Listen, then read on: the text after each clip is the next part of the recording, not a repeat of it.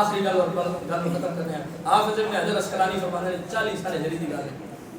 سن 40 ہجری دے اندر 37 سال ہو گئے حضرت امیر حمزہ شہید ہوئے. 37 سال بعد حضرت امیر معاویہ کا دور حکومت ہے.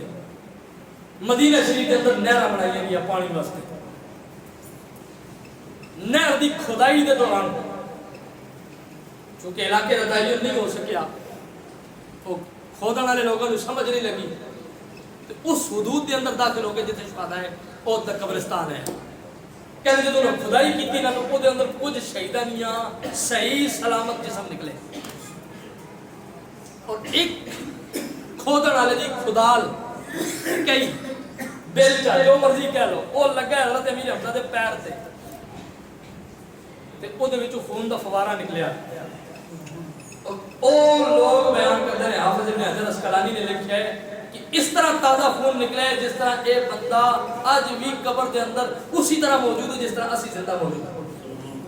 37 سال بعد حضرت جناب امیر حمزہ دی شہادت تو بعد آپ دے جسم تو تر و تازہ خون نکل گئے. جس نبی دے غلاماں نوں قبر دی مٹی کچھ نہیں آتی اور نبی دے جسم کو کھا سکتی ہے. اس وقت انہوں نے فرمایا ان اللہ حرم علی الارض ان تاکل اجساد الانبیاء فنبی اللہ حج. حضور کریم نبی صلی اللہ علیہ وسلم نے فرمایا کہ اللہ نے زمین تے حرام کر دیتا ہے کہ نبیوں دے جسم کو کھائے. نبیوں دے جسم کو مٹی نہیں کھا سکتی.